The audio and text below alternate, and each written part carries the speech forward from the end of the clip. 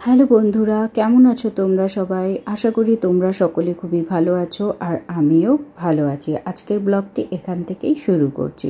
তোমরা দেখতেই পাচ্ছ আমার জবা ফুল গাছের মধ্যে দুটো খুব সুন্দর জবা ফুল ফুটেছে, একদম কটকটে লাল কালারের।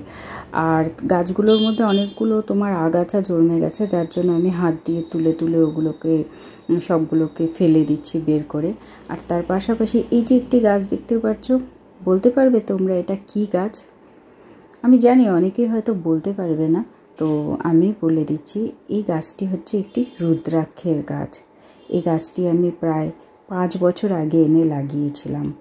তো এখন এই গাছটির মধ্যে একটি ফল হয়েছে, যেটা তোমাদেরকে আমি দেখাবো। তো গাছটির নিচের মধ্যে অনেকগুলো আগাছা হয়েছে, তো সেগুলো আমি তুলে ফেলে দিচ্ছি, পরিষ্কার করে নিচ্ছি। এই যে দেখো, একটি ফল ধরেছে আর ফলটি না ফেটে গেছে। তো তোমাদের দাদাভাই বলছিল হয়তো এটা পেকে গেছে, যার জন্য এটা ফেটে গেছে। তো এই যে ছোট্ট একটি ফল ধরেছে, আর আমারও খুব আনন্দ হচ্ছে। সেই আনন্দের মুহূর্তটাই তোমাদের সাথে তুলে ধরলাম। তো 5 বছর পরে এই গাছটিতে ফল পেলাম। আর এই যে পাশে জবা ফুল গাছটি যে দেখতে পাচ্ছ, ওটাও তোমার হয়েছে 2-3 বার ফুল ফুটেছে, এবারও দুটো ধরেছে। আর এই যে ফল। রোদ না ওঠার জন্য জামা কাপড়গুলো খুবই কম শুকোয়, তো একটু নেড়ে চেড়ে দিচ্ছি, দেখছি কোনগুলো শুকিয়েছে আর কোনগুলো শুকোয়নি। হাওয়াতে শুকিয়ে যাবে বলে যেগুলো শুকিয়ে গেছে সেগুলো সব এক এক করে তুলে ফেলছি, না তো আবার কখন হঠাৎ করে বৃষ্টি চলে আসে। দেখছি লেবু গাছটা একদম হেলে পড়ে যাচ্ছে, তো ওই দড়ির ওপরে ওকে একটু তুলে দিচ্ছি। ও ভারে মনে হয় একদম মাটির দিকে ঝুলে পড়ছে, তো কোনো রকম করে ওকে ওটার মধ্যে একটুখানি আটকে দিলাম। এরই মধ্যে দেখি ছেলে ঘুম থেকে উঠে গেছে। তারপরে বাবুকে কোলে নিয়েই জামা কাপড়গুলো চটপট করে তুলে ফেললাম। পাশে দেখি একটা পাখি এসে বসেছে, বাবু আবার তাকিয়ে দেখছে, আমিও সাথে তাকিয়ে দেখছি। তো ঝটপট করে জামা কাপড়গুলো করে তুলে ঘরে চলে এলাম। সোনা ভেতরে থাকতে চাইছিল না, তারপরে সোনাকে একটু বাইরে নিয়ে এসে ঘুরালাম।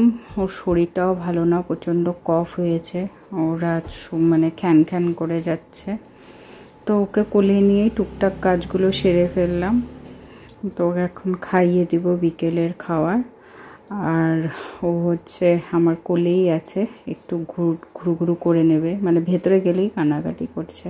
অ্যাকচুয়ালি হিমসোনার খুব ঠান্ডা লেগে গেছে, তাই আজ ওকে নিয়ে আমরা বিকেলের দিকে ডক্টরখানায় যাব। সোনাকে এখানে এনে একটু বসিয়ে দিয়েছি, তো সোনা বসেছে এখানে। ওই মুখের মধ্যে দেখতেই পাচ্ছ তোমরা, ওই সুতোটাকে পুড়ে একটু চিবোচ্ছে, আর ওর জিনিস ওই যন্ত্রপাতি সব বাঁধা আছে ওখানে, ওগুলো দিয়ে ও খিলুখিলু করছে। তো আমি ওই সুযোগে চটপট করে রেডি হয়ে নেব, কেন নাকি তোমাদের দাদাভাই চলে আসবে, তারপরে আর আমার রেডি হওয়া হবে না। আবার সোনাকে রেডি করাতে অনেক সময় লেগে যায়। তো এখন রেডি হব, মা আর ছেলে দুজনে। ছেলে আর আমি দুজনেই রেডি হয়ে গেছে এখন। আজকে দুজনে একই কালারের ড্রেস পরেছি। বাবু একটু হালকা লাইট ইয়েলো আর আমি ডার্ক ইয়েলো কালারের সালোয়ার। তো চলে এসেছি এখন আমরা ডক্টরখানায় ডক্টর দেখানোর জন্য। আর ডক্টর আসতে একটু দেরি হবে বলে বসে আছি এখানে। ও দেখছে বাইরে। এই যে তোমাদের দাদাভাইয়ের কোলে এখন উঠে একটু ঘুম ঘুম পাচ্ছে, বোধহয় ও ঘুমিয়ে পড়বে। আসলে শরীরটা ভালো না থাকার জন্য বাচ্চারা সারাদিন খিনখিন খিনখিন করে আর খিটখিটে হয়ে যায়। তো ও একটু ঘুমানোর চেষ্টা করছে, আবার এদিক ওদিক তাকিয়ে বেড়াচ্ছে। আমি ভিডিও করছিলাম তো তখন আমার দিকে একটু তাকিয়েছিল, আর এই চলছে ওর, এদিক ওদিক তাকাচ্ছে। তোমাদের দাদাভাই নাজেহাল হয়ে গেছে ওকে কোলে নিয়ে, কারণ নাকি ও সুস্থভাবে যে থাকবে সেরকম সুস্থভাবে ও বেশিরভাগই থাকে না, ছটপট ছটপট করে বেড়ায়। আমরা ওকে কোথাও নিয়ে গেলে পরে প্রচণ্ড ক্লান্ত হয়ে যায়, কারণ নাকি একবার তোমার দাদাভাই কোলে নেবে, একবার আমি কোলে নেব, আর ও অস্থির হয়ে থাকে। এই আমার কোলে আসছে, এই বাবার কোলে যাচ্ছে, বাইরে যাবে, ভেতরে আসবে, কী করছে, মানে তার মধ্যে কন্টিনিউ ওর নাক দিয়ে জল পড়ে যাচ্ছে, ঠান্ডা লেগেছে। যে মানে কি করে ঠান্ডা লাগিয়েছিস, আমার মা বলছে, দিদি বলছে। তো এবার ঠান্ডা লেগে গেছে বাচ্চাদের। আমরা তো আর জোর করে, মায়েরা তো আর কেউ বাচ্চাদেরকে ঠান্ডা লাগায় না। এখন লেগে গেছে ঠান্ডা, আমি বা কী করে বলবো যে ঠান্ডা লেগে গেছে কী করে। হঠাৎ করে ওয়েদারও চেঞ্জ হচ্ছে, তো তার জন্য লেগে গেছে। তাই সবার কাছে মিছিমিছি ওই মায়েরাই বকা খায় বাচ্চার কিছু হলে পরে। তোমার দাদাভাইও আমাকেই বকু দিচ্ছে যে হ্যাঁ তোমার জন্যই বাবুর ঠান্ডা লেগে গেছে।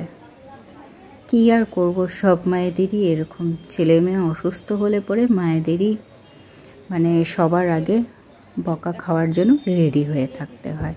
তো এবার ছেলের ঠান্ডা লেগেছে, সেটাও নাকি আমারই দায়, মানে আমার জন্যই লেগেছে। বাবুকে ডক্টর দেখানো হয়ে গেছে। তো ডক্টর বলল ওর হালকা একটু ঠান্ডা লেগেছে, যেটা খুব তাড়াতাড়ি ঠিক হয়ে যাবে। যেহেতু বাড়িতে সামনে পুজো আছে, তার জন্য তোমার দাদা ভাই আর আমি ভীষণ টেনশন করছিলাম হিমসোনাকে নিয়ে। আস্তে আস্তে তোমাদের হিমসোনাও ঘুমিয়ে পড়েছে। আজকের ব্লগটি এখানেই শেষ করছি। ব্লগটি যদি ভালো লেগে থাকে তবে অবশ্যই একটি সাবস্ক্রাইব করে দেবেন, সাথে থাকবেন, পাশে থাকবেন। দেখা হচ্ছে আরও একটি নতুন ব্লগে। টাটা।